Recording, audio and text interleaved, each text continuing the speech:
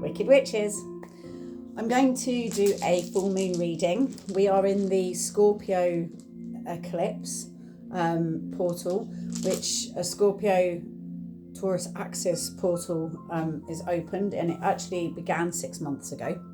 So first of all, contemplate on what's happened in the last 6 months since November. What have you been up to? What have you been doing? What have you learnt? What has been unfolding? And this is a nod in the direction of what's going on and what you're here to learn at the moment. And Scorpio is all about the past lives, with an eclipse portal as well. It's where all the parallel universes and past lives line up, and all the versions of yourself download to each other.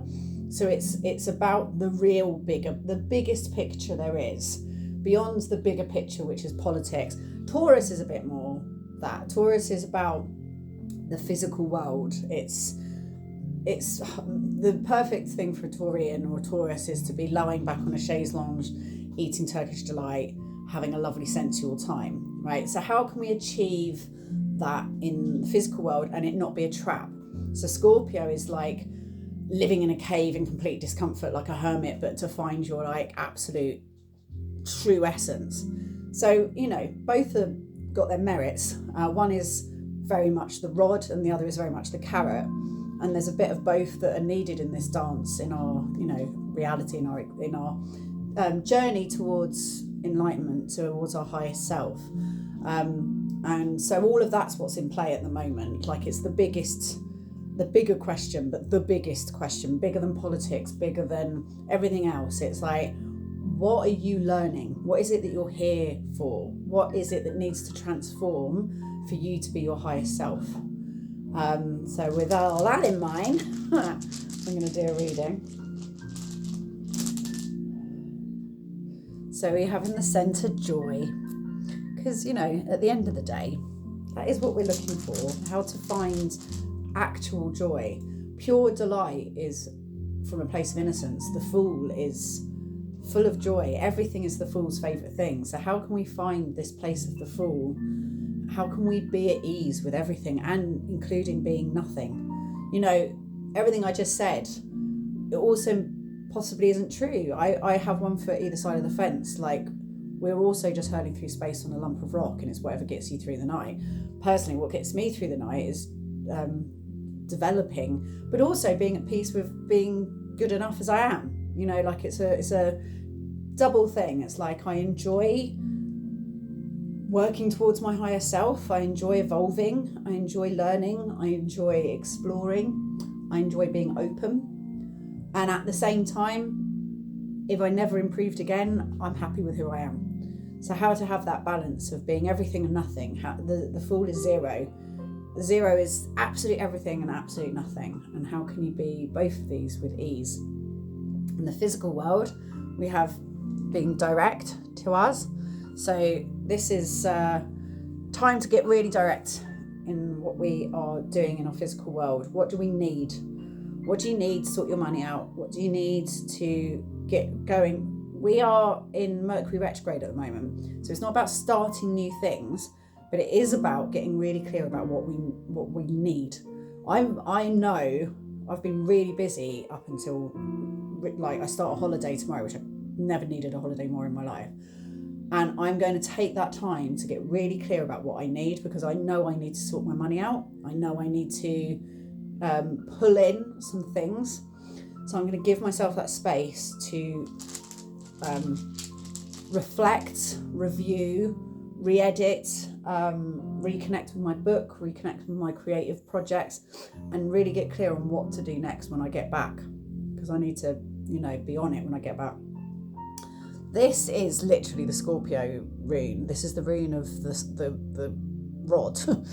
It's the thorn, but it's Thor. This is the rune of thunder and, storms, but at the same time, it's a shamanic journey. So this is about, like, you don't always get what you want, but you do always get what you need. This is leading you to your higher self. So this is like the shaman journey of, like, near death, where you'd like Odin putting the spear through his nipples and hanging from a tree until he's basically dead, and then being revived and him coming back as a god. Like, the road to enlightenment is not easy, and that's on purpose. And this is in our communication in our ideas. So don't be scared to have the deep conversations. Don't be scared to be Scorpio about this. Like, get in there and really talk about the deep stuff. Don't worry about what people think. Your words are transformative. We create our world. Create or be created. So words are spells, spelling. They're called spells for a reason. We spell our world into existence. So make sure your words are powerful. Make sure you really are talking about the things you care about, and make sure you mean what you say. Then we have new beginnings in the emotional world. This feels right for me at the moment. This is coming up a lot at the moment. I'm about to begin a new beginning. We're going to be coming out this Mercury retrograde at the end of May.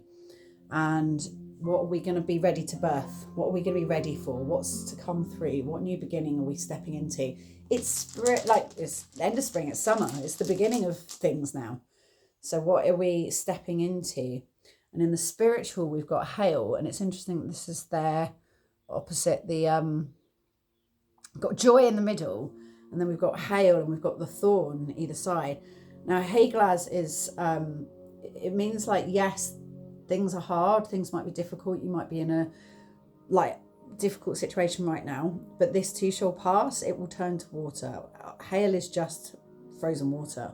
So let it thaw, like trust the process, trust that all will be well.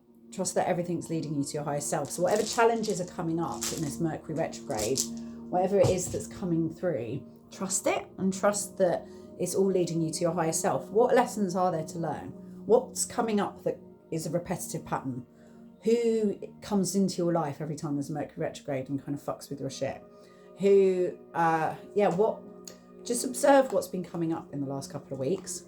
They're your Mercury retrograde lessons, and they're good things to have. You know, we need to be learning these lessons. So they're all leading you back to your higher self. So what is it that you're here to learn?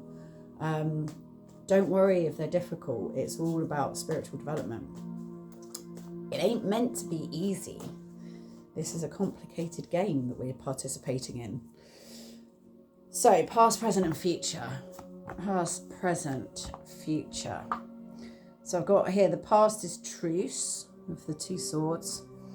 So it's the four of swords. The crossing. This is also kind of a bit like the rune Gyof, which is like a spiritual gift.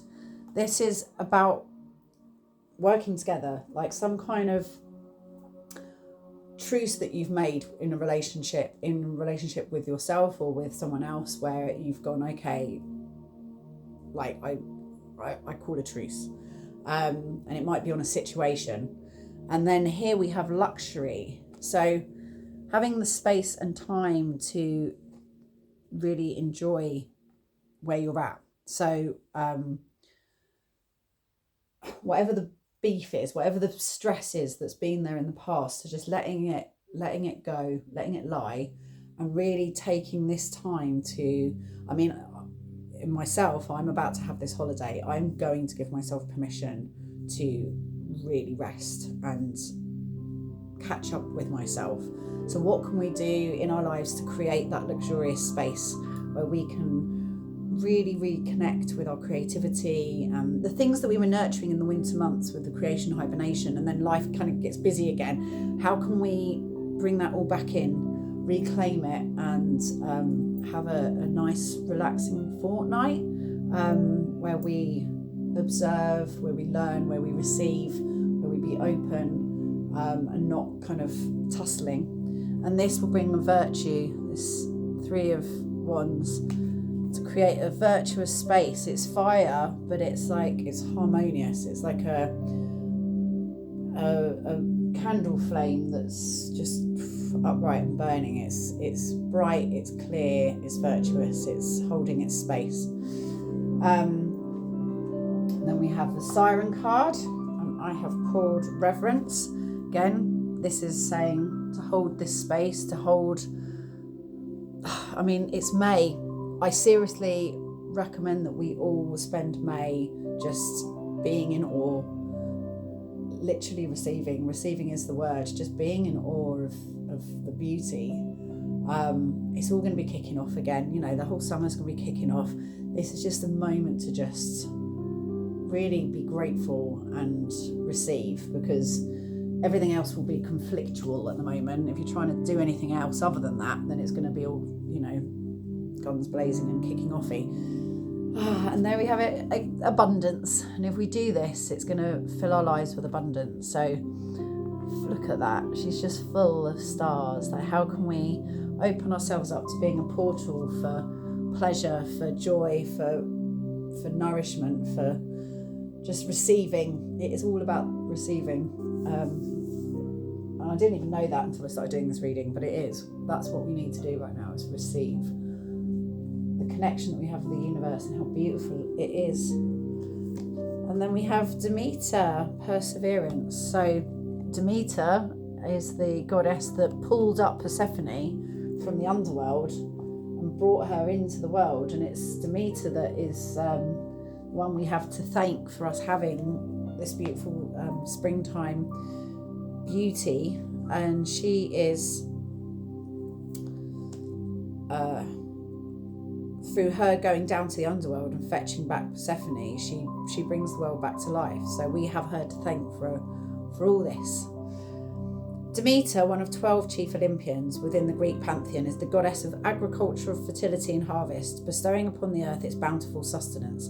Without her blessings, the crops of grain and wheat grown by mortals would wither away and die. When her beloved daughter Persephone must return to the underworld to spend a third of the year with her husband Hades, Demeter is overcome with unfathomable grief. This despair leaves the earth barren and cold, and this period becomes known as the season winter. Once Persephone returns to her mother's side, Demeter rejoices throughout the fertile spring and summer months, allowing the earth's crops to thrive once more. Demeter, goddess of the grains, beckons forth your potential for perseverance. Regardless of the current situation in which you may find yourself, no matter how bleak the season may feel, the serenity of stability is always within your grasp. We often forget that the journey through our frustrations is actually quite necessary. Have you felt that a particular situation seems to be growing in the opposite direction to your desires? Now is the time to cultivate that adversity and harvest the natural intentions of your mind, body and soul. Only when all three are in balance can we persevere through any and all hardships to thrive anew. So this is a request from the universe to just be, receive, be open and connect with your inner, your outer, what really is important, your creativity, your imagination, and be in reverence, beholding the beauty that's unfurling around us in this beautiful month of May. Be that space, and the things that are important will find their way to the surface. It's through, when you stop trying to worry and fix a problem, that solutions come through. When you stop, pushing. So how to be a space for things to arrive and receive. Trust the process, trust the universe. It's got your back. It's all happening to lead you to your highest self. So with that, I hope you have a lovely couple of weeks and enjoy this beautiful month of May.